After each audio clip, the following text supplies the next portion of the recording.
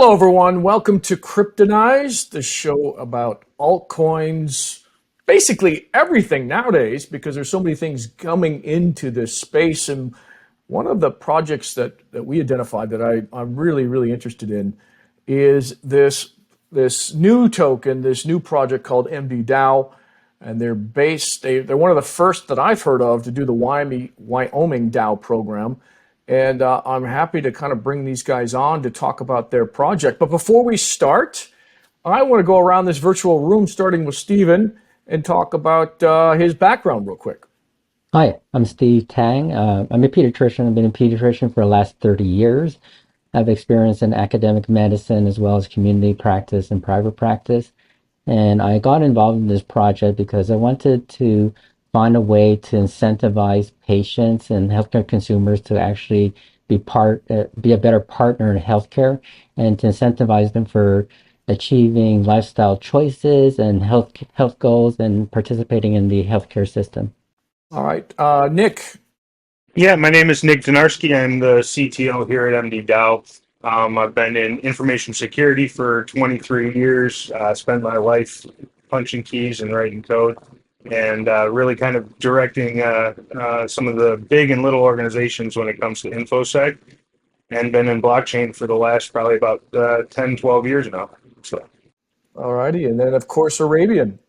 Yeah, Arabian Prince, that's me. I'm one of the founding members of the rap group NWA, but I've been in the technology space for about 41 years now, and was kind of brought into this project by Steve and some of his people to help build a medical metaverse and change the face of healthcare. So that's why I'm here. All right, so let's just jump right into it. Why DAOs? Why healthcare? Why wellness and the blockchain? What genius came up with this idea, and tell us what it's all about.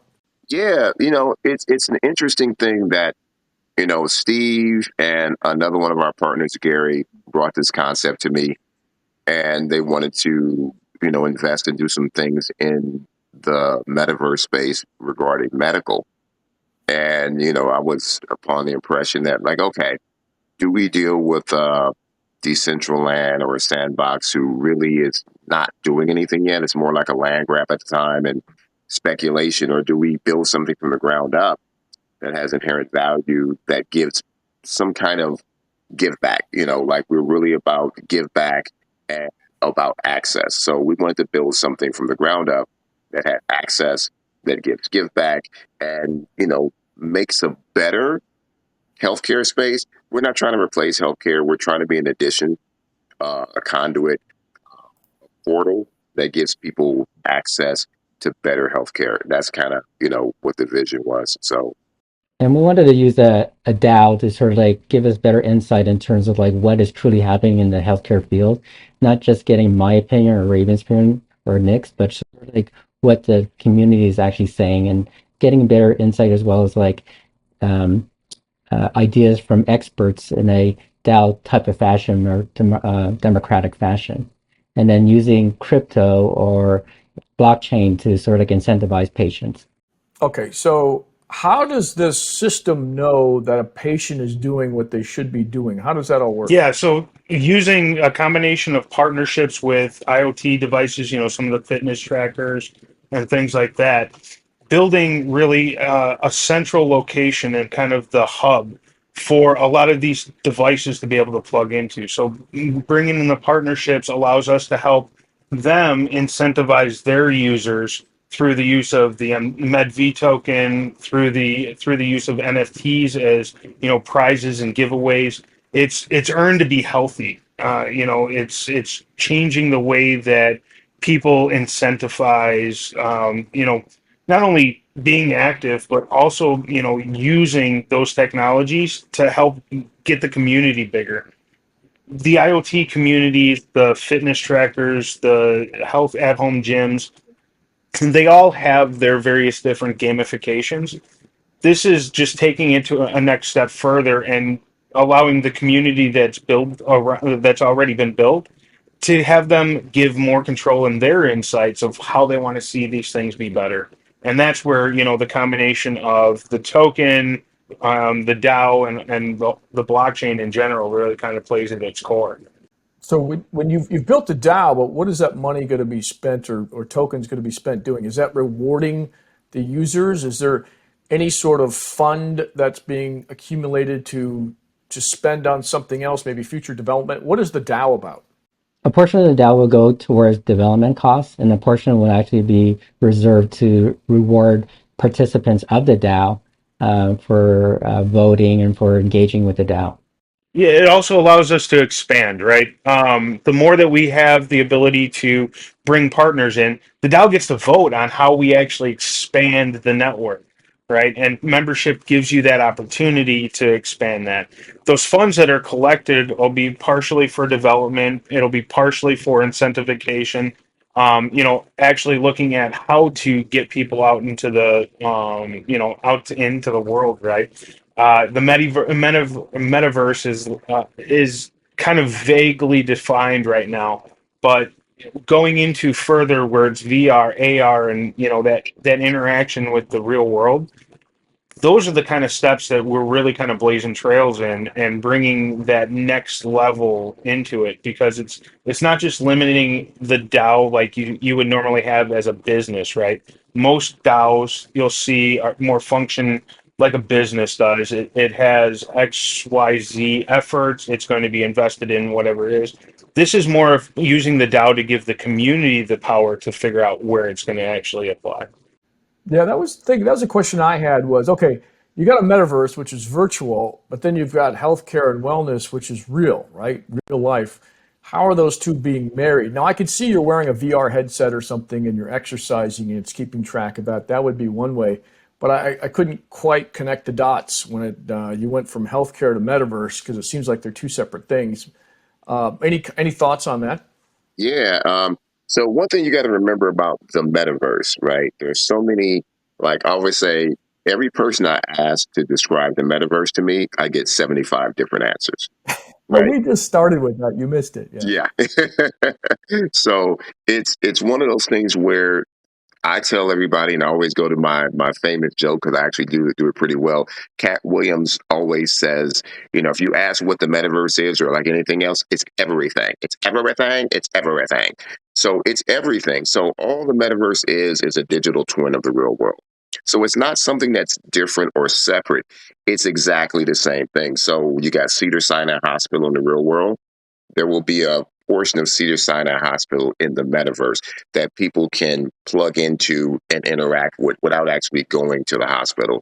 Or, if you go to your pharmacy, you can go to a virtual pharmacy. So everything will be virtual, but it's still connected to the real space itself. So we're not actually going to be creating anything new.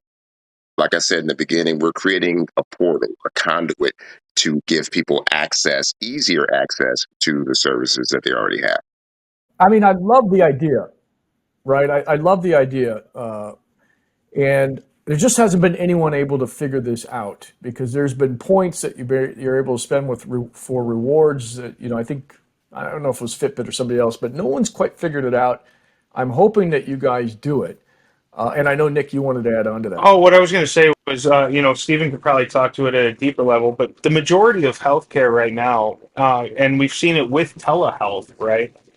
It doesn't need that direct physical interaction. Obviously, this doesn't replace the emergency room or anything like that, but the majority of those interactions that doctors have can already be done in a remote or in a online formation. The diagnosis isn't limited just by the physical location anymore. Just to expand on what Nick is saying, so I totally agree with that. And then really, healthcare is moving towards more of a population management, and not to talk too much about healthcare, but it's important for us to sort of switch it around a little bit, because healthcare is sort of very top heavy or executive heavy, and it's basically designed based on these silos, these organizations. And we really want to flip it around so we can actually focus more on preventative care, as well as holistic care, involving not only medicine and realizing that your health is not just your physical health, it's your mental health, your financial health, your social health. We want to sort of incorporate that and make it into more of a fun and enjoyable way of actually experiencing it. And with Arabian and Nick on our side, it's going to be more fun. It's going to be more entertaining, more insightful. I mean, even if you look back into your academic career, you look back like what are the best professors, or who are the best professors, who are the best teachers in your high school life? It's usually the professors who were like humorous, who were innovative, who were insightful. Those are the people that will portray the information better, and that's what being a doctor is, or medicine is. Actually, we're basically educators, and we want to do it in a better way and a better fashion. And we need to really rethink this, because the way we're doing it now in the United States is really not sustainable. It's way too expensive, and it's going up like every single year. Yeah, I definitely think incentives are the way to do it. It's just nobody's been able to figure out the model yet. And I know you guys are heading that direction, and hopefully you do figure it out, because it'll look at the benefits of it, right? I mean, the benefits to society, the benefits to the individual, it's massive. Benefits to healthcare and the amount of money we're spending on it. So I do hope you guys figure it out. The big question I have is, okay, so you've got these tokens, you've got the DAO, you got all this. How is money being put into the system to keep the DAOs funded? You can't just have new investors coming along and funding it. I mean, you can for a while, but eventually the company has to make money, and it has to generate fee income or some sort of income down the line. What is your idea for that? There's a couple of different ways that the MD Dow is doing it, right? As a much bigger thing and really kind of building the community, there's also a membership that goes along with this, and that's the real world healthcare membership. So service providers, healthcare providers, EMS. So myself, my mom was an ER nurse, my dad was a firefighter paramedic. I had my EMTB license. Providers like that can actually get involved with this. So there's a real world aspect to it that goes along right with the virtual, the metaverse, the token, the DAO, and everything else. So there's membership in the real fiat world that is going to continue to grow. Things like offsetting some of those costs for donations to low income areas to get them part of the networks and things like that, helping those that just haven't had that opportunity in life to be able to get that medical opportunity, right? Because, like Steven said, the education is key. So, even if we can open up that opportunity to be a member in here to just simply get that network and continue that part of it, that's all growth for us. The building around the sale of NFTs, the sale of NFTs, giveaway of NFTs, the crypto token itself, the DAO, the voting tokens are voting tokens themselves. So this goes with the whole, understanding how to build the DAO as the DAO LLC and things like that. Is that the voting tokens will never be paired, so they're an actual social currency for the DAO itself. The DAO will build up and have its ability to fund projects, fund different aspects of either the metaverse or real healthcare, things like that. But the token itself that makes that voting mechanism, it's never paired with anything that's a fiat value. So we've done a lot of due diligence around making sure that we're aligning with all of those regulations that are there, what little ones that are there, but aligning that with all the regulations so that we can actually do this properly in the States here. Because that's the other thing that's new, is you may have heard of other projects out there, but they're probably not here in the States. We're a Delaware C Corp. We've got the Nevada LLC, and then we've got our Wyoming LLC. So it's actually an organization, not just being based around the crypto piece itself. Yeah, I always thought a good model would be you eventually you offer health insurance, and you set the premium based on how much activity, how many I don't know how you earn health rewards or something like that, and that to me is how you could sustain this for the long time. I don't know how, and I haven't seen any altcoin figure this out as to how you sustain these DAOs. I guess the one model I've seen is, okay, you take in all this money and then they invest it like a VC into other projects.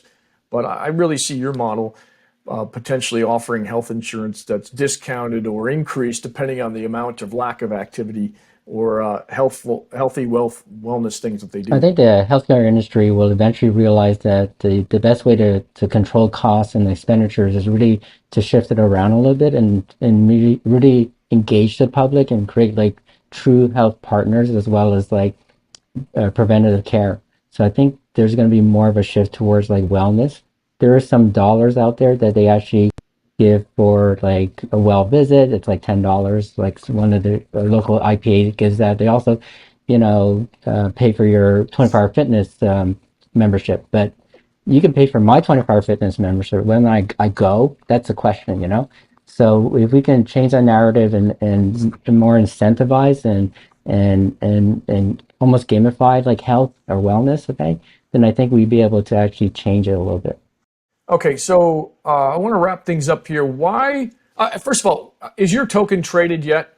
Not yet. We haven't officially launched the token yet. So our big launch is scheduled for the August 15th, and that's what we're looking at for our launch date. Excellent. And so give us a pitch as to why we should buy it on day one. And is there any place that they can go to kind of get more information about it? So you can go to mddow.com. That's where the website is. They can learn more about the project. We'll be releasing our tokenomics along with the roadmap and the white paper here as we round out July. So it'll be keep an eye for more information. Our whitelist submission is up there, so you can get on the mailing list and keep up to date on all of the information. But yeah, it's mddow.com. You guys can all keep track of it there. All right. Well, I want to thank all of you guys for being on the show, and look forward to seeing this thing come out. Really appreciate it. You. Hello, Kryptonize fans. I've got a token for you. We've had a lot of tokens come on the show. Some we like, some we don't. But we really like Tetragard. Why? Because it is a wrapped coin with Pax G, with Ethereum, Bitcoin, and this rewards token called Quadrant. So you get it all wrapped up in kind of a one-click buy at the website below. And if you hold on to it, you get rewards that you could sell back to the Ethereum blockchain and get more Ethereum just for holding what I'd liken to an ETF. So again, it's Tetragard. Check it out. This is a no-brainer to invest in, especially what's going on in this world.